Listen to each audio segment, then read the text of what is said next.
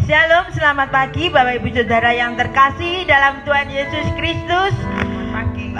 Pagi ini kita mau mengucap syukur karena Tuhan sangat baik bagi kita. Amen. Dunia boleh menghalau kita, dunia boleh memisahkan kita dari kasih Kristus, tetapi Tuhan punya banyak cara untuk mendekatkan dirinya kepada umatnya. Terbukti hari ini Bapak Ibu Saudara, kita bisa beribadah. Walaupun kita tidak bisa bertemu, tetapi kita bisa beribadah secara online. Dan saya percaya hadirat Tuhan nyata di tempat ini dan juga di tempat Bapak Ibu Saudara berada. Mari kita akan rasakan lawatan Tuhan. Jangan ada satu orang pun yang tidak merasakan hadirat Tuhan pada pagi hari ini. Biarlah setiap kita merasakan hadirat Tuhan. Mari Bapak Ibu, kita akan arahkan hati kita kepada Tuhan. Kami percaya ketika kita mengalami perjumpaan secara pribadi dengan Tuhan, hidup kita akan diubahkan. Hidup kita tidak akan pernah sama lagi. Yang sakit disembuhkan, yang berbeban berat Tuhan berikan kelegaan, dan yang terikat Tuhan akan beri kelepasan. Mari Bapak Ibu, kita akan masuk lebih lagi ke hadirat Tuhan. Rasakan hadiratnya pada pagi hari ini. Haleluya Yesus. Kerinduan Tuhan adalah bersekutu dengan umatnya. Inilah kerinduan kami Tuhan. Kami ingin menyembah Engkau lebih lagi. Yes. Terima kasih Yesus. Satu hal yang ku rindu, berdiam di dalam rumah-Mu. Satu hal yang ku pinta, menikmati bait-Mu Tuhan.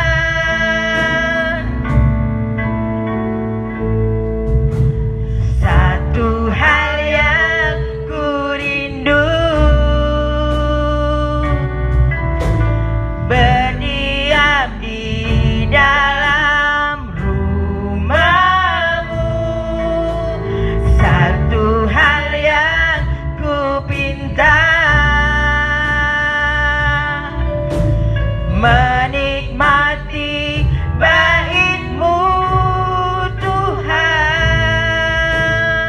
Lebih baik, lebih baik satu hari di belataran-Mu daripada 1000 hari di tempat lain.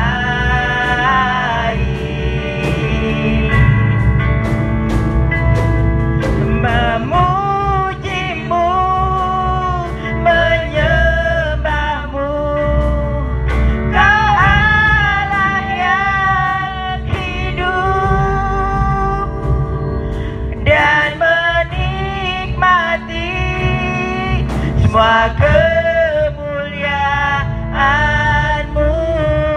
Kami ingin menikmati kemuliaan-Mu lebih lagi Tuhan. Satu hal yang kami rindukan, diam dalam hadirat-Mu Tuhan. Haleluya Yesus. Satu hal yang ku rindu, berdiam di dalam rumah-Mu. Satu hal yang ku pinta, menikmati bait-Mu Tuhan. Lebih baik, yes. Lebih baik satu hari di belataran-Mu daripada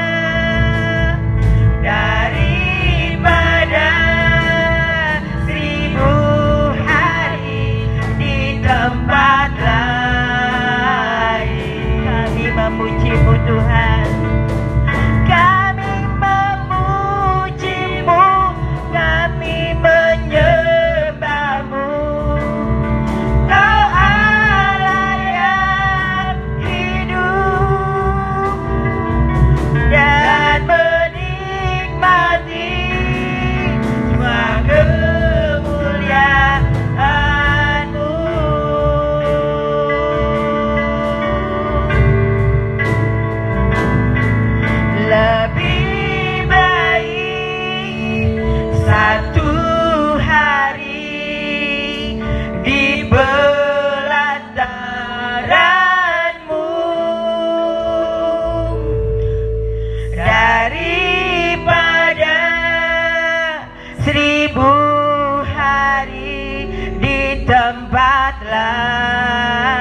lain, memujimu, menyembahmu. Kau Allah yang hidup, yes amin, dan menikmati semua kemurahan-Mu lebih baik, yes amin, lebih baik satu hari di pelataran-Mu daripada 1000 hari di tempat lain. Haleluya. Memujimu, menyembahmu. Kau Allah yang hidup dan menikmati semua kemurahan-Mu, dan menikmati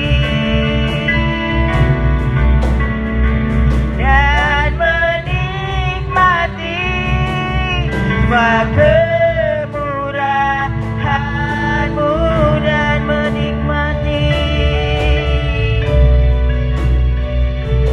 dan menikmati semua kemurahan-Mu.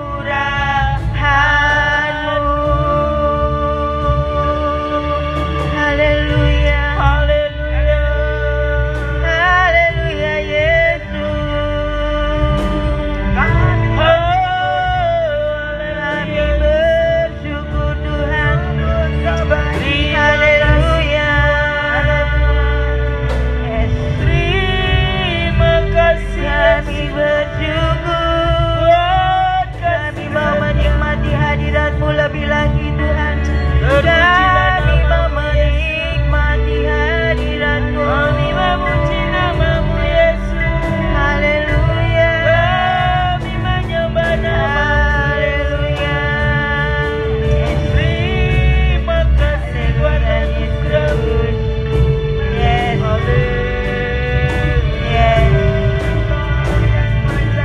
Yes.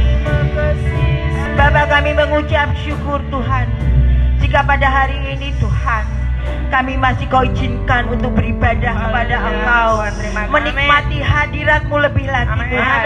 Karena kami tahu Tuhan, dalam hadirat Tuhan ada sukacita, dalam hadirat Tuhan ada kelepasan, dalam hadirat Tuhan semua segala yang membebani hidup kami sudah Tuhan angkat. Terima kasih Yesus, terima kasih Tuhan. Terima kasih Tuhan, karena kami tahu Engkau hadir di tengah-tengah kami Tuhan.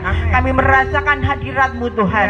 Walaupun situasi tidak memungkinkan kami untuk beribadah bersama-sama, tetapi itu tidak mengubah iman kami kepada Engkau Tuhan. Kami tetap setia kepada Engkau seperti Engkau setia kepada kami. Terima kasih Yesus, terima kasih Bapa di surga. Kami percaya Tuhan bahwa hari ini Engkau melawat setiap kami. Kami mau menyerahkan Tuhan ibadah kami pada hari ini, dari awal, pertengahan hingga akhir, hanya di dalam nama Tuhan Yesus. Haleluya. Amin. Bapak Ibu yang terkasih, saya percaya bahwa ketika hidup kita dekat dengan Tuhan, maka kita akan mengalami damai sejahtera. Kita akan mengalami ketenangan. Haleluya. Ketika kita menghadapi situasi dunia yang seperti ini, Tuhan menjanjikan kemenangan, menjanjikan ketenangan. Ketika kita melewatinya bersama Tuhan, hanya dekat Allah saja aku tenang.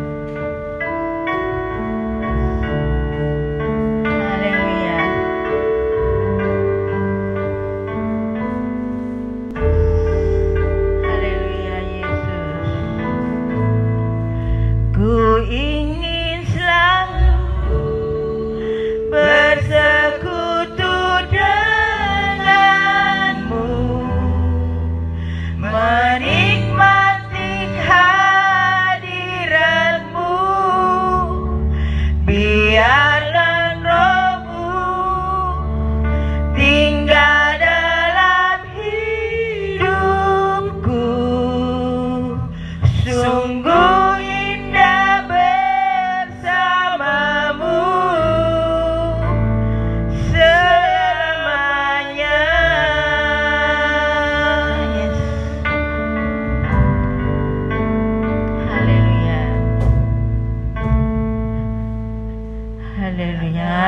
dekat Allahku, rasa tenang hatiku, Kau sertai jalanku sepanjang hidupku. Amin. Yes. Hanya dekat padamu ada kekuatan baru, Kau perlindunganku, keselamatanku, ku ingin selalu, ku ingin selalu bersekutu denganmu, menikmati hadiratmu, biarkan rohmu tinggal dalam hidupku. Sungguh indah bersamamu, sungguh indah, sungguh indah bersamamu, sungguh indah, sungguh indah bersamamu selamanya. Haleluya, haleluya Yesus.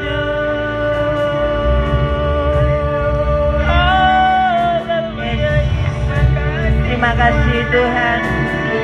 Yes. Kami ingin lebih lagi merasakan hadirat-Mu Tuhan. Kami bersyukur Tuhan, Engkau hadir di tengah-tengah kami Tuhan.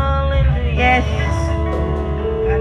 Tuhan, kami percaya Tuhan, pada saat ini Engkau memiliki kerinduan untuk bersekutu dengan umat-Mu. Kami umat-Mu di tempat ini juga merindukan kehadiran-Mu Tuhan. Terlebih Tuhan, kami ingin mengetahui isi hati-Mu Tuhan. Ya, sebentar lagi kami ingin mendengarkan sebagian dari firman-Mu Tuhan. Amin. Biarlah Engkau sendiri yang mengurapi setiap kami jemaat-Mu Tuhan. Amin. Biarlah setiap kami membuka hati kami Tuhan, untuk mendengarkan sebagian dari sabda-Mu Tuhan. Amin. Urapi hamba-Mu yang Kau pakai untuk saluran berkat, untuk menyampaikan firman-Mu pada pagi hari ini Tuhan. Berikan roh pewahyuan, roh hikmat Tuhan. Amin. Sehingga hanya kebenaran firman-Mu saja yang akan disampaikannya pada pagi hari ini Tuhan. Terima kasih Yesus. Kami mau menyerahkan jam pemberitaan firman pada pagi hari ini hanya di dalam nama Tuhan Yesus Kristus. Haleluya. Amin. Amin.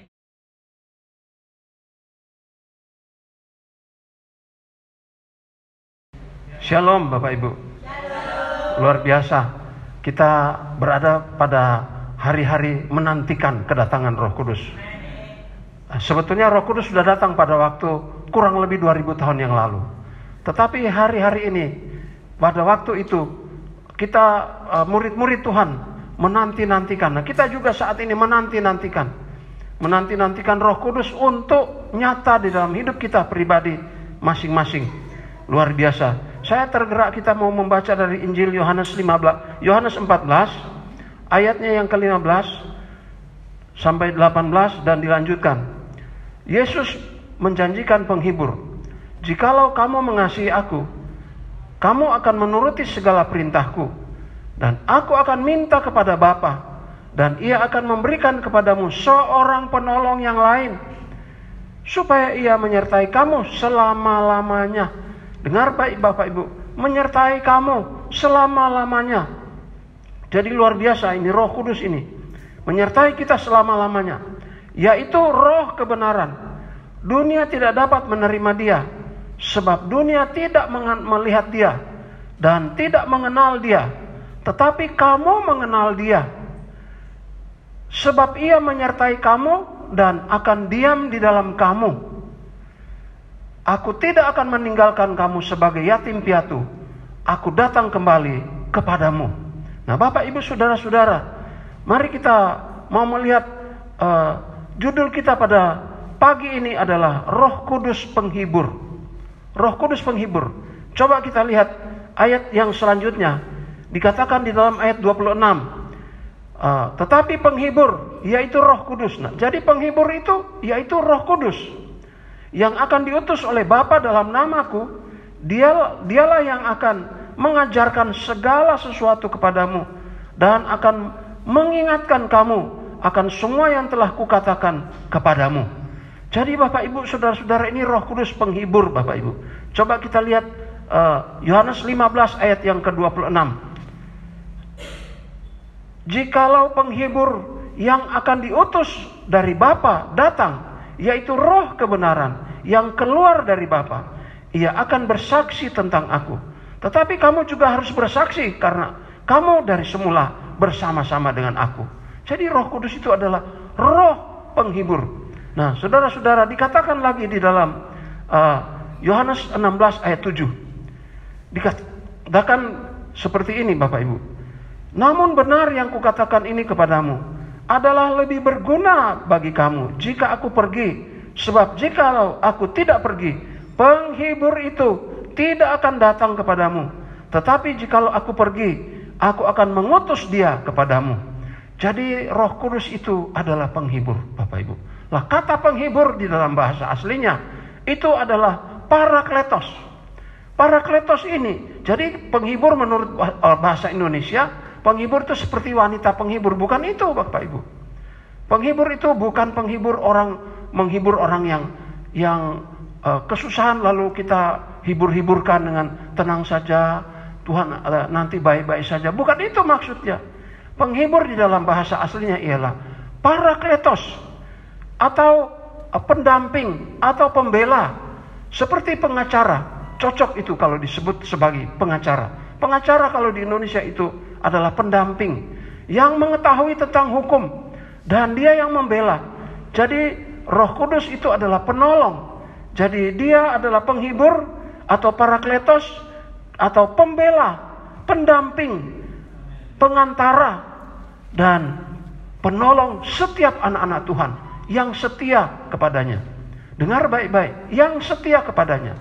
Nah, Bapak, Ibu, saudara-saudara, disebutkan sebagai roh yang akan berdiam sampai selama-lamanya kepada kita. Sampai akhir hidup kita, dia tetap akan berdiam. Dikatakan di dalam Yohanes 14 tadi. Nah, Bapak, Ibu, saudara-saudara, dikatakan penolong, supaya ia menyertai kamu selama-lamanya. Jadi ini Roh Kudus ini adalah oknum yang sungguh-sungguh hidup, pengganti Yesus Kristus. Berbeda dengan Yesus. Yesus itu mempunyai tubuh, memakai tubuh manusia. Tetapi Roh Kudus tidak memakai tubuh manusia. Jadi dia tidak kelihatan. Tetapi dia bisa ada di mana-mana. Dan dia bisa berdiam di dalam Bapak, Ibu, dan saya. Nah, kita mau melihat lebih jauh. Roh Kudus itu disebut tadi penghibur atau parakletos atau pengacara, pembela, pendamping, dan penolong. Nah, Bapak, Ibu, saudara-saudara, dikatakan di dalam Roma 8 ayat 26 sampai 28, dikatakan Roh Kudus berdoa kepada Allah untuk membela kita. Jadi Roh Kudus itu sendiri berdoa kepada Allah, Bapak, Ibu. Jadi kalau kita tidak berdoa, Roh Kudus itu berdoa. Lebih baik lagi kita berdoa dan Roh Kudus itu akan berdoa. Karena dikatakan kita tidak tahu bagaimana caranya kita berdoa. Sebab situasi sudah tidak bisa terkendali. Coba kita baca ayat itu benar-benar ya. Saya ingin bacakan supaya Bapak, Ibu, kita menjadi lebih terang lagi. Roma 8 ayat 26 dan 27 dikatakan ya. Demikian juga Roh membantu kita dalam kelemahan kita. Sebab kita tidak tahu bagaimana sebenarnya harus berdoa. Tetapi Roh sendiri berdoa untuk kita kepada Allah dengan keluhan-keluhan yang tidak terucapkan, Bapak, Ibu. Dan Allah yang menyelidiki hati nurani mengetahui maksud Roh itu, yaitu bahwa ia sesuai dengan kehendak Allah berdoa untuk orang-orang kudus. Berdoa untuk orang-orang yang percaya kepada Tuhan Yesus Kristus. Berdoa untuk Bapak Ibu dan saya. Jadi mari Bapak Ibu kita percayai Roh Kudus ini sebagai pengganti Yesus Kristus. Dan dia membantu kita. Dia ingin menolong kita berdoa kepada Allah. Bahkan tidak hanya cukup berdoa. Dia tahu kalau kita ini hidup benar di hadapan Tuhan.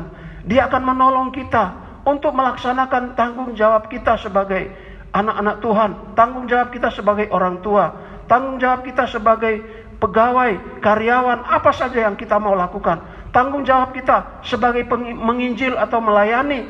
Maka dia menolong Bapak Ibu dan saya. Dia menolong. Hanya sayangnya orang-orang yang ditolong ini tidak mengerti kalau dia disertai oleh Roh Kudus.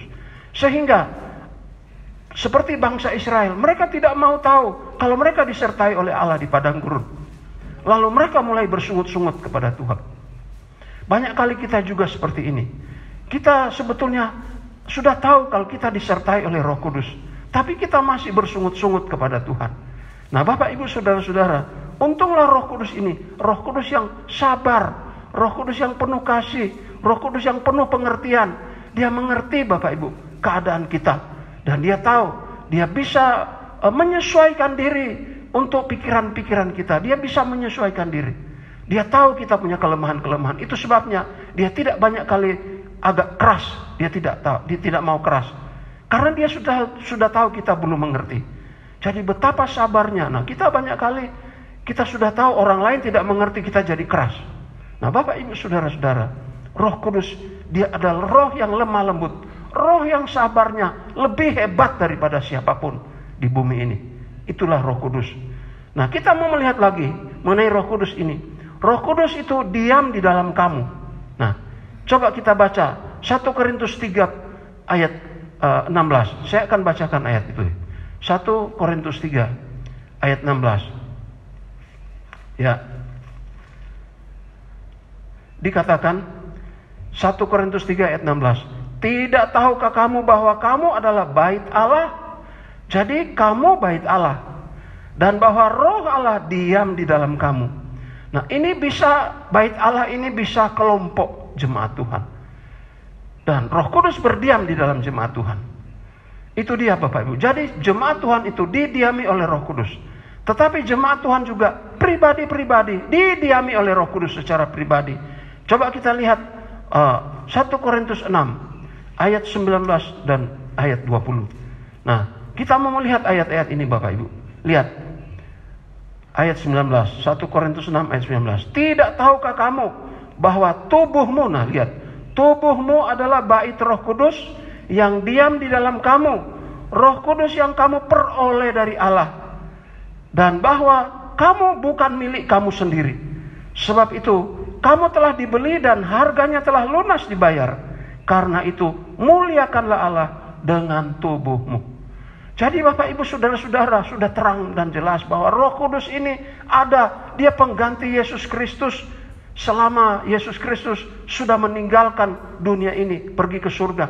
Nah Bapak Ibu saudara-saudara, minggu lalu kita melihat hal itu. Jadi Yesus Kristus jadi pembela bagi kita di samping Bapa di surga. Di bumi ini ada Roh Kudus yang membela kita. Roh Kudus berdoa untuk Bapak Ibu dan saya kepada Bapa di surga. Dia lanjutkan kepada Yesus Kristus. Dan Yesus lanjutkan kepada Bapa di surga. Jadi itu hierarkinya Bapak Ibu saudara-saudara. Kenapa kita tidak mau memahami? Atau kita belum tahu? Atau kita sudah tahu tetapi kita pura-pura tidak mau tahu. Sehingga kita yang kecewa sendiri. Kita yang kecewa. Kita yang putus asa sendiri. Jadi Bapak Ibu mari kita ingatkan. Saya ingatkan bahwa Roh Kudus ada bersama-sama dengan Bapak Ibu. Jadi jangan pernah berkata, Pak Pendeta tidak ada. Pak Pendeta tidak melihat saya. Pengurus gereja tidak melihat saya. Suami saya tidak melihat saya. Istri saya tidak melihat saya. Hati-hati Bapak Ibu. Roh Kudus menyaksikan apa yang kita perbuat. Roh Kudus tahu apa yang kita perbuat. Jadi mari kita tempatkan Roh Kudus itu sebagai oknum pribadi yang ada mendampingi kita. Dia bukan hanya mendampingi di sebelah kanan atau sebelah kiri kita, atau di depan atau di belakang kita. Dia berdiam juga di dalam hati kita. Di dalam hidup kita dia berdiam. Di dalam roh kita. Karena firman Tuhan berkata, kamu adalah bait Allah. Dan roh Allah berdiam di dalam kamu. Jadi Bapak Ibu, Kalau kita di rumah ada 4 orang, ingat ada 1 orang lagi, yaitu Roh Kudus. Ingat, ada Roh Kudus. Kalau kita ada 3 orang, ada 1 orang lagi, yaitu Roh Kudus.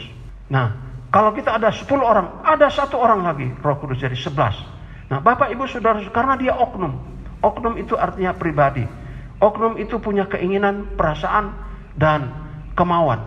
Nah, akal dia punya. Nah, jadi Bapak Ibu Saudara-saudara, mari kita pergi lebih jauh. Bagaimana? Jadi sekarang pertanyaannya, bagaimana caranya kita bisa menerima Roh Kudus? Nah, perhatikan Bapak Ibu. Tentu kita harusnya sudah lahir baru. Itu dia. Tentu harusnya kita sudah lahir baru di dalam Tuhan Yesus Kristus. Saya ingin membaca di dalam Kisah Para Rasul 2 ayat 38 dan 39. Kisah Para Rasul 2 ayat 38 dan 39. Nah, kita mau melihat di sana. Ini caranya untuk menerima Roh Kudus. Dan Roh Kudus diberikan pribadi lepas pribadi bagi kita. Kita mau melihat ini. Kisah Rasul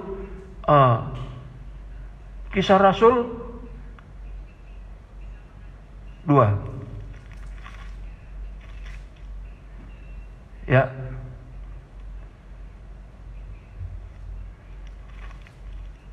Ya, ini dia. Kisah Rasul 2 ayat 38 dan 39. Pada waktu Petrus berkhotbah, ada kesadaran bagi orang-orang Yahudi pada waktu itu. Bangsa Israel ada ribuan orang di halaman bait Allah. Lalu Petrus berkhotbah, kemudian mereka ada kesadaran, lalu mereka berkata, jadi di ayat 37 terlebih dahulu. Ketika mereka mendengar hal itu, hati mereka sangat terharu. Lalu mereka bertanya kepada Petrus dan rasul-rasul yang lain, apakah yang harus kami perbuat, saudara-saudara? Petrus menjawab. Jawab Petrus kepada mereka, bertobatlah dan hendaklah kamu masing-masing memberi dirimu dibaptis dalam nama Yesus Kristus untuk pengampunan dosamu. Maka kamu akan menerima karunia Roh Kudus. Jadi lihat Bapak Ibu, untuk menerima Roh Kudus, kita harus lahir baru. Kita harus bertobat. Dan kita dibaptis dalam nama Tuhan Yesus Kristus. Bukan dalam nama yang lain. Dalam nama Tuhan Yesus Kristus. Bukan dalam nama pendeta siapa sih pendetanya. Tetapi harus dalam nama Yesus Kristus. Dan setelah itu kamu akan menerima Roh Kudus. Sebab bagi kamulah janji itu. Dan bagi anak-anakmu. Dan bagi orang yang masih jauh. Yaitu sebanyak yang akan dipanggil oleh Tuhan Allah kita. Jadi Roh Kudus itu memang diberikan oleh Tuhan pada waktu kita mulai bertobat. Nah, Bapak Ibu jangan berpikir bahwa apakah saya sudah punya Roh Kudus waktu Bapak Ibu bertobat dulu, pertama kali ikut Tuhan. Bapak Ibu sudah diberi karunia Roh Kudus. Sudah diberi Roh Kudus di dalam hidup kita. Jadi jangan pernah berpikir bahwa tapi kalau saya belum berbahasa lidah, belum berbahasa roh, saya belum ada Roh Kudus. No. Bapak Ibu pada waktu sudah Bapak Ibu terima Tuhan Yesus sebagai juru selamat, Roh Kudus sudah datang kepada Bapak Ibu. Pribadi. Roh Kudus sudah datang. Lah kalau belum berbahasa roh, berarti kita belum diberi karunia bahasa roh. Kita belum diberi karunia bahasa roh. Jangan kecewa. Nah, bagi mereka yang sudah dapat karunia bahasa roh, puji Tuhan. Artinya Tuhan mau kita ikut melayani. Artinya Tuhan mau kita ikut terlibat lebih jauh lagi. Karena ini Roh Kudus ini disadari, dipakai untuk melayani, bekerja bersama dengan Roh Kudus. Jadi Bapak Ibu saudara-saudara, dengar baik-baik, Bapak Ibu sudah ada Roh Kudus di dalam hidup kita masing-masing. Nah, coba kita lihat di Kisah Para Rasul 19 ayat yang kedua. Itu pun disebutkan pada waktu ini baptisan bukan baptisan dalam nama Yesus, tapi baptisan dalam nama Yohanes Pembaptis. Coba kita lihat Kisah Rasul 19. Paulus dia berkata kepada orang-orang di Efesus. Katanya kepada mereka di Efesus ini, sudahkah kamu menerima Roh Kudus ketika kamu menjadi percaya? Jadi pada waktu percaya harusnya terima Roh Kudus. Lalu mereka berkata, akan tetapi mereka menjawab dia, belum. Bahkan kami belum pernah mendengar bahwa ada Roh Kudus. Nah, ayat 3. Lalu kata Paulus pada mereka, kalau begitu dengan baptisan manakah kamu telah dibaptis? Jawab mereka, dengan baptisan Yohanes. Lalu Paulus berkata, baptisan Yohanes adalah baptisan orang yang telah bertobat. Dan ia berkata kepada orang banyak bahwa mereka harus percaya kepada Dia yang datang kemudian daripadanya, yaitu Yesus. Jadi mereka dibaptis lagi dalam nama Tuhan Yesus. Nih, dikatakan ketika mereka mendengar hal itu, ayat 5, mereka memberi diri mereka dibaptis dalam nama Tuhan Yesus. Dan ketika Paulus menumpangkan tangannya pada saat dibaptis itu, maka turun Roh Kudus ke atas mereka. Dan mulailah mereka berkata-kata dalam bahasa roh dan bernubuat. Jadi Roh Kudus itu bisa langsung memenuhi kita, bisa langsung kita berbahasa roh. Tapi Roh Kudus itu juga berdiam di dalam hidup kita, walaupun kita belum berbahasa roh. Ingat Bapak Ibu, jadi kita yang terima Yesus Kristus sudah didiami oleh Roh Kudus. Amin. Sudah didiami. Lah pertanyaannya, kenapa dia harus berdiam sampai selama-lamanya dikatakan di Yohanes tadi? Karena dia mau mencatat semua perbuatan-perbuatan kita. Apakah baik ataupun tidak baik. Semua dicatat oleh dia. Dan saya berharap kita catatan dari Roh Kudus di dalam hidup kita adalah baik semua sampai Tuhan datang. Sebab kalau tidak baik, maka dia akan berkata, sayang sekali, kamu memang orang Kristen, tapi kamu suka menentang firman Tuhan. Kamu suka tidak taat, kamu tidak suka dengan pemberitaan firman-Mu, bahkan kamu tidak suka dengan berita Roh Kudus. Maka kita mengecewakan Roh Kudus. Lah pada saat kita mau diangkat, dia bilang, sayang sekali, nilaimu, raportmu merah. Jadi kamu tidak bisa diangkat. Makanya ada orang-orang yang tertinggal. Bapak Ibu, usahakan kita tertinggal pada saat pengangkatan gereja Tuhan. Kenapa? Pekerjaan Roh Kudus untuk mengangkat kita. Jadi Bapak Ibu, mari kita ada pertobatan terus, ada kesadaran. Roh Kudus menyertai kita, amin. Coba sebut sama-sama, Roh Kudus menyertai saya. Roh Kudus membackup hidup saya. Roh Kudus menolong saya. Nah, Bapak Ibu, saudara-saudara, harus ada kesadaran model ini. Sebab suatu hari kita ada pengangkatan gereja. Roh Kudus inilah yang mengubah tubuh kita menjadi tubuh kemuliaan. Seperti waktu Yesus bangkit dari antara orang mati dan naik ke surga. Bapak Ibu punya tubuh seperti Tuhan Yesus ini. Jadi pujilah nama Tuhan. Kita diberi pemahaman oleh Tuhan seperti ini. Jadi untuk menerima Roh Kudus yang pertama, bertobat, memberi diri dibaptis, dan kita diberi karunia Roh Kudus. Amin. Dan Roh Kudus itu berdiam. Tapi jangan berkata bahwa kalau Roh Kudus berdiam, saya jadi kaya. Salah Bapak Ibu pengertiannya. Kalau Roh Kudus berdiam, saya tidak akan pernah sakit lagi. Salah Bapak Ibu pengertian itu. Kalau Roh Kudus ada di dalam hidup saya jadi pengusaha besar. Bapak Ibu, bekerja dengan benar, rajin, dan Tuhan akan pimpin kita di dalam kehidupan kita. Luar biasa Tuhan. Lalu yang kedua, bagaimana caranya menerima Roh Kudus dalam hidup kita? Yang kedua, taat pada perintah-perintah firman Allah. Coba kita lihat di dalam Kisah Rasul 1. Kisah Rasul 1 ayat 4 dan 5. Nih, Yesus dia berkata, kamu harus dengar perintahku. Nah, dikatakan Kisah Rasul 1 ayat, baca ayat 3. Kata mereka ayat 2 saya akan baca. Sampai pada hari ia terangkat, sebelum itu ia telah memberi perintahnya oleh Roh Kudus kepada rasul-rasul yang dipilihnya. Kepada mereka ia menunjukkan dirinya setelah penderitaannya selesai. Dan dengan banyak tanda ia membuktikan bahwa ia hidup. Sebab selama 40 hari ia berulang-ulang menampakkan diri dan berbicara kepada mereka tentang kerajaan Allah. Pada suatu hari ketika mereka sedang makan, ketika ia makan bersama-sama dengan mereka, ia melarang mereka meninggalkan Yerusalem dan menyuruh mereka tinggal di situ menantikan janji Bapa yang demikian katanya, telah kamu dengar daripadaku. Sebab Yohanes membaptis dengan air, tetapi tidak lama lagi kamu akan dibaptis dengan Roh Kudus. Jadi Bapak Ibu, Yesus minta supaya kalau kita mau terima Roh Kudus, kita mesti taat pada perintah Tuhan Yesus, yaitu apa? Jangan pergi dari Yerusalem, tinggal dulu di Yerusalem. Lalu tinggal di Yerusalem ini untuk apa? Untuk berdoa, Bapak Ibu. Tinggal di Yerusalem ini untuk berdoa. Dan apa yang mereka lakukan? Dikatakan mereka melakukan.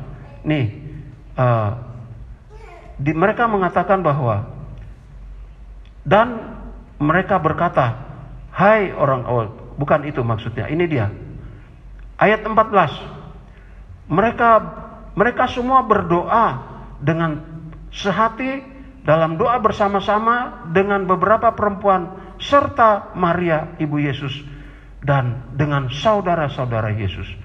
Jadi Bapak Ibu, di dalam ayat 12 setelah Yesus naik ke surga, dia katakan ayat 12, maka kembalilah rasul-rasul itu ke Yerusalem karena mereka taat kepada perintah Tuhan Yesus dari bukit yang disebut Bukit Zaitun, yang hanya seperjalanan sabat jauhnya dari Yerusalem. Lalu mereka semua bertekun dengan sehati dalam doa bersama-sama dengan beberapa perempuan serta Maria ibu Yesus dan dengan saudara-saudara Yesus. Jadi taat kepada perintah firman Tuhan. Jangan pergi dari Yerusalem. Pergi berdoa di tempat di Yerusalem di mana kalian sering bertemu untuk berdoa. Lalu apa yang terjadi? Mereka berdoa 10 hari. Coba kita lihat apa yang terjadi setelah berdoa. 10 hari lamanya Bapak Ibu. Dan kita melihat di sini 10 hari mereka berdoa. Kisah Rasul 2 ayat yang keempat. Atau saya baca mulai ayat 1. Ketika tiba hari Pentakosta, semua orang percaya berkumpul di satu tempat. Tiba-tiba turunlah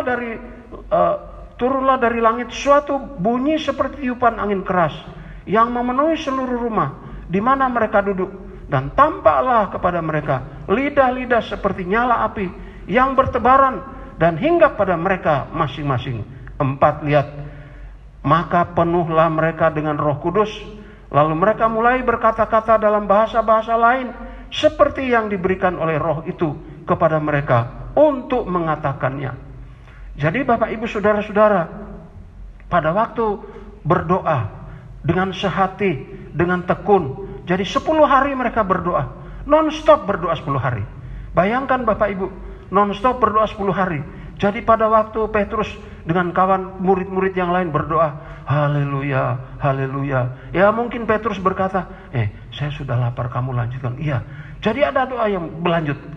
Pergi makan gantian. Saya mau ke belakang dulu. Mereka bergantian. Jadi tidak putus doanya. Terus non-stop berdoa selama 10 hari. Jadi Bapak Ibu bayangkan, kalau satu hari itu 24 jam, satu hari 24 jam, maka 10 hari itu berarti 240 jam non-stop berdoa. Lalu turunlah pada hari yang ke-10, turun Roh Kudus memenuhi mereka. Nah Bapak Ibu, artinya ini apa? Memang Roh Kudus sudah diberikan. Lalu bagi kita bagaimana sekarang ini? Kita perlu ada doa-doa, ada puasa, supaya kita mempunyai urapan Bapak Ibu. Bukankah kita ini hidup bersaing dengan orang-orang yang pakai tiup-tiup? Orang pakai tiup-tiup, pakai kirim-kirim jimat-jimat. Bapak Ibu, dalam berdagang ada orang yang pakai beras kuning. Supaya apa? Supaya tidak laku dagangan Bapak Ibu. Ada orang yang pakai jimat-jimat, tenung-tenung, guna-guna, santet-santet untuk menghambat usaha pekerjaan Bapak Ibu. Kalau Bapak Ibu tidak bergantung kepada Roh Kudus, melalui doa-doa, melalui puasa kalau memang masih kuat, maka kita tidak ada perlindungan dari Tuhan.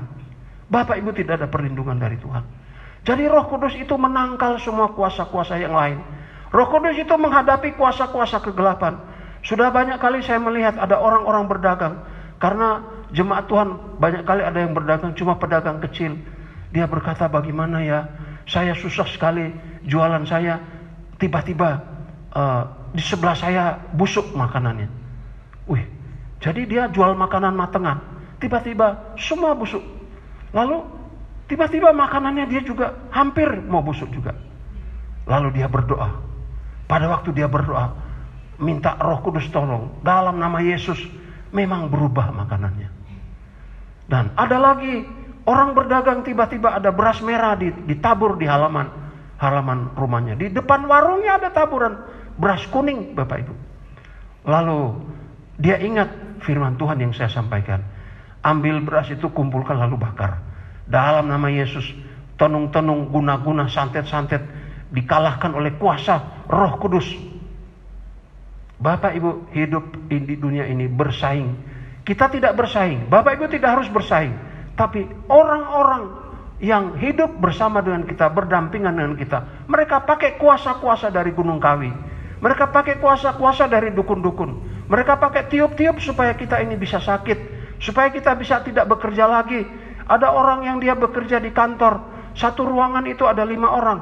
Tiba-tiba yang satu sudah mulai sakit, tiba-tiba lalu tidak masuk lagi kantor. Dan setelah didoakan oleh pendetanya diberi hikmat oleh Tuhan untuk supaya beritahu bahwa di mejamu itu ada jimat. Dia periksa, betul ada jimat yang diselipkan di meja. Nah, Bapak Ibu saudara-saudara, tujuannya supaya apa? Supaya dia sakit. Begitu sakit tidak masuk lagi karena sudah mundur, mungkin meninggal, diganti oleh dia. Bapak Ibu, sekarang ini seperti itu modelnya. Bapak Ibu tidak harus model ini. Bapak Ibu harus minta Roh Kudus menyertai kita. Minta Roh Kudus menyertai. Minta Roh Kudus itu mengusir semua kuasa-kuasa gelap. Mengusir semua kuasa-kuasa gelap. Jadi Bapak Ibu, mari kita percaya Roh Kudus itu menyertai Bapak Ibu saudara-saudara. Amin. Mari kita mesti tetapkan hati kita bahwa kita butuh Roh Kudus. Kalau Bapak Ibu merasa tidak butuh Roh Kudus, saya khawatir suatu hari Tuhan datang, kita tidak terangkat. Kita tidak terangkat. Karena yang mengangkat itu memang iman kita. Tapi Roh Kudus sudah tahu, iman kita harus sesuai dengan semua perbuatan kita. Lalu kita akan diubahkan oleh Roh Kudus untuk kita naik ke surga. Luar biasa Bapak Ibu. Mari kita betul-betul percaya kepada Roh Kudus. Jadi Tuhan itu mau memberkati kita dengan penyertaan Tuhan. Kalau kita ada waktu-waktu doa pribadi, kalau kita ada waktu-waktu baca firman Tuhan, kalau kita bahkan kalau ada masih kuat berpuasa, supaya Roh Kudus ikut bekerja. Karena itu tandanya kita mengasihi Dia. Tandanya kita mau bersekutu dengan Roh Kudus. Tandanya kita mau supaya Roh Kudus itu menyertai kehidupan kita. Ada banyak kali saya sendiri mengalami Bapak Ibu. Dokter sudah katakan, kamu sudah tidak bisa hidup. Sudah tidak akan sampai besok pagi. Tapi saya berkata, Roh Kudus, apakah engkau masih izinkan? Saya siap. Kalau engkau tidak izinkan, ya saya minta ampun semua dosa saya. Roh Kudus hadapi penyakitnya. Memang sembuh Bapak Ibu. Bisa pulang. Lalu pernah mau operasi paru-paru. Sudah siap untuk dioperasi. Tapi seperti ada suasana yang tidak mengizinkan. Masa dokter mau saya siap operasi, tapi dokter bilang saya mau ke Turki. Saya bilang ayo kita pulang saja. Nah, Bapak Ibu, begitu pulang, saya tetap sejahtera. Lalu kaum wanita mendoakan saya.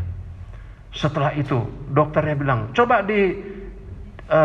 dilihat di CT scan di rumah sakit Telogorejo. Hasilnya yang paling akhir apa? Lalu dilihat hasilnya paling akhir, tidak terdapat massa tumor di paru-paru. Jadi Bapak Ibu, siapa yang mengerjakan ini? Jangan bilang iman saja. Roh Kudus yang menyertai. Dia melihat hati kita. Dia melihat bahwa kita ini bukan main-main untuk mempercayainya. Jadi dia bekerja Bapak Ibu. Dia bekerja. Dan saya berkata, Tuhan jangan terjadi lagi Tuhan. Dan kira-kira 2 tahun lalu atau 1 tahun yang lalu terjadi lagi pendarahan. Tapi Tuhan tolong masih bisa bangkit, masih bisa jalan, masih bisa. Sekarang ini masih menyampaikan firman Tuhan. Luar biasa Tuhan, ajaib. Siapa dia? Ini pekerjaan Roh Kudus Bapak Ibu. Kalau Bapak Ibu ada di sini pun, Bapak Ibu masih hidup berdiri baik tegak di rumah Bapak Ibu. Bapak Ibu masih bekerja dengan baik dan benar. Itu karena Roh Kudus menolong kita. Bukan lagi kemampuan-kemampuan kita. Bukan lagi kehebatan-kehebatan kita. Tapi Roh Kudus yang menolong kita. Nah lihat Bapak Ibu. Ayat 4 dikatakan, maka penuhlah mereka dengan Roh Kudus. Jadi Bapak Ibu saudara-saudara, marilah kita mempercayai Roh Kudus itu ada. Dia mau memberkati kita. Luar biasa Bapak Ibu. Roh Kudus itu memberi keberanian kepada Petrus. Tadinya Petrus pada waktu Yesus mau naik ke surga, Petrus yang pertama-tama kelihatan gelisah, takut. Lalu apa yang terjadi? Yesus bilang, jangan gelisah Petrus, jangan gelisah murid-muridku. Aku pergi menyediakan tempat. Aku akan utus Roh Kudus untuk mendampingi kamu. Dan betul Petrus membuktikannya. Pada waktu Roh Kudus sudah memenuhi Petrus, dia dengan gagah berani dia berkata, hei orang-orang Farisi, hai orang-orang Saduki, hai orang-orang Yahudi, kamu yang telah menyalibkan Yesus, kamu keturunan ular beludak. Waduh, kalau tidak Roh Kudus menyertai, pasti Petrus sudah dibunuh waktu itu. Tapi Roh Kudus dia bekerja di hati semua orang. Lalu terharu mereka, dikatakan tadi kita baca. Lalu mereka berkata, bagaimana Petrus kami ini? Apa yang harus kami perbuat? Petrus berkata, kamu harus bertobat. Beri dirimu dibaptis dalam nama Yesus. Dan kamu akan menerima karunia Roh Kudus. Nah Bapak Ibu Saudara-saudara, itulah yang terjadi. Dan sampai akhirnya Petrus, bayangkan Bapak Ibu, Petrus kalau Tuhan Yesus, dia menyembuhkan orang sakit, dia berkata, sembuh, sembuh, bangkit, bangkit. Tapi Petrus, sampai orang berjejer di pinggir jalan. Untuk orang-orang sakit berjejer di pinggir jalan. Kalau kena bayangannya Petrus saja, sembuh. Orangnya bisa sembuh. Nah Bapak Ibu Saudara-saudara, karena kuasa Roh Kudus ada di dalam Petrus. Kenapa rupa-rupanya? Karena Petrus mempercayai hadirat Tuhan. Petrus mempercayai Roh Kudus. Petrus taat kepada perintah-perintah firman Tuhan. Bagaimana kuasa Roh Kudus itu nyata dalam hidup kita? Kita tidak ada ketaatan. Kita tidak ada ketertundukan kepada Tuhan. Nah, Bapak Ibu Saudara-saudara, marilah kita menjadi orang yang betul-betul menyatu dengan Roh Kudus. Amin. Menyatu dengan Roh Kudus. Saya kira sementara ini sudah cukup sampai sekian Bapak Ibu. Jadi marilah kita percaya. Jadi adakan waktu-waktu doa Bapak Ibu. Ini kita ada doa 10 hari. Doa 10 hari tetapi tidak bisa untuk sore. Jadi kita adakan doa pagi hari. Doa pagi disatukan dengan 10 hari. Jadi Bapak Ibu, kita perlu Roh Kudus, datanglah dalam doa 10 hari. Minta Roh Kudus. Minta Roh Kudus datang mengurapi kita, menyertai kita. Karena Bapak Ibu, di dunia ini kita tidak bersaing, tapi orang-orang lain merasa bersaing. Makanya Bapak Ibu, pakailah, mintalah Roh Kudus menyertai kita. Tuhan memberkati Bapak Ibu Saudara-saudara. Mari kita berdiri bersama-sama. Kita akan berdoa kepada Tuhan. Karena kita percaya, saya percaya Roh Kudus ada di sini. Roh Kudus ada di tempat Bapak Ibu.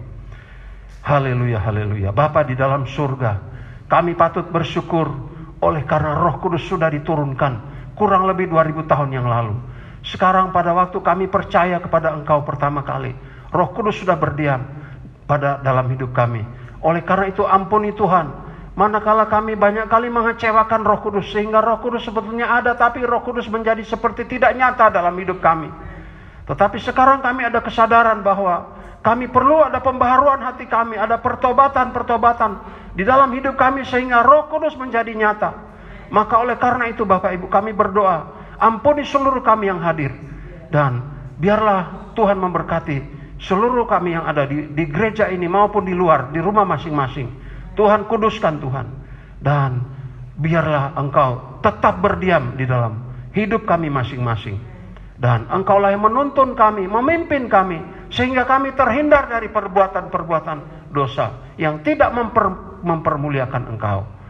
Jam ini kami patut bersyukur Bapa, karena kuasa-Mu diberikan kepada kami. Sekarang Bapak Ibu, saya mau berdoa untuk Bapak Ibu. Saya tergerak untuk berdoa. Pertama-tama orang sakit dulu. Boleh Bapak Ibu tumpangkan tangan di tempat yang sakit. Dan yang kedua, saya mau berdoa untuk pekerjaan dan usaha Bapak Ibu. Di waktu-waktu sekarang kita perlu berdoa untuk itu. Haleluya, haleluya. Bapa di dalam surga, kami datang kepadamu. Kami percaya Roh-Mu ada di sini. Roh-Mu ada di rumah kami masing-masing. Roh-Mu ada di tempat kami masing-masing. Oh Bapa, Engkau melihat semua tangan sudah ditumpangkan kepada tempat yang sakit di setiap anak-anak-Mu. Itu pekerjaan-Mu Tuhan. Kami berdoa dalam nama Tuhan Yesus. Bilur-bilur dan darah Yesus datang menyembuhkan mereka yang sakit. Di rumah atau di mana saja berada. Tuhan sembuhkan mereka. Dan terjadi pertolongan Tuhan. Karena Roh Kudus adalah Roh penolong. Mari Tuhan tolong mereka. Dan sembuhkan mereka. Dalam nama Yesus. Sekarang yang kedua. Bapak Ibu angkat tangan. Untuk Bapak Ibu punya usaha pekerjaan. Supaya ada kesuksesan. Supaya ada pimpinan Tuhan Karena Bapak Ibu hidup bersaing dengan orang-orang dunia yang pakai tenung-tenung, guna-guna dan santet-santet. Bapak Ibu tidak memakai hal itu. Bapak Ibu harus ada kesadaran bahwa Bapak Ibu hanya perlu Roh Kudus dan kuasa firman Tuhan. Di dalam nama Tuhan Yesus, oh Bapa, Engkau berkati usaha pekerjaan yang baik dari setiap anak-anak-Mu yang ada di gereja ini maupun di rumahnya masing-masing. Waktu-waktu sekarang, waktu-waktu yang sulit Tuhan. Oh Bapa, kami berdoa dalam nama Tuhan Yesus, pekerjaan apa saja yang baik dari anak-anak-Mu, baik itu usaha besar, usaha kecil, di warung, di pasar, apa saja pekerjaan mereka yang baik, usaha apa saja yang terbaik yang mereka sedang kerjakan. Oh Bapa, Engkau beri pertumbuhan, Engkau beri jalan-jalan terobosan di tengah-tengah kesulitan-kesulitan saat ini. Tuhan, buka jalan Tuhan. Roh tenung-tenung, guna-guna, santet-santet kami tolak, kami patahkan dalam nama Yesus. Dan tidak boleh menghalangi setiap anak-anak Tuhan mengerjakan pekerjaan mereka. Mereka ingin memuliakan Engkau dalam hasil pekerjaan mereka. Mereka ingin memuliakan Engkau dalam pelayanan-pelayanan. Mereka ingin memuliakan Engkau di dalam ibadah-ibadah mereka. Terima kasih Bapa. Kami sudah berdoa, percaya Engkau mengerjakannya. Di dalam nama Tuhan Yesus. Terima kasih Bapa di surga. Terima kasih Roh Kudus. Semuanya di dalam nama Tuhan Yesus. Haleluya, haleluya. Sekarang Bapak Ibu, saya akan mendoakan berkat bagi Bapak Ibu. Bapak Ibu, saudara-saudara, baik di gereja maupun di rumah, diberkatilah kehidupan saudara. Diberkatilah rumah tangga saudara. Diberkatilah pekerjaan saudara yang halal. Diberkatilah pendidikan sekolah dan kuliah saudara. Diberkatilah pekerjaan apa saja yang baik Tuhan. Diberkatilah ibadah-ibadah kita dan pelayanan-pelayanan saudara. Diberkatilah. Dalam nama Bapa, Anak dan Roh Kudus, kami berada di dalam berkat Bapa. Semua yang percaya berkata, amin. Mari kita beri pujian kepada Tuhan.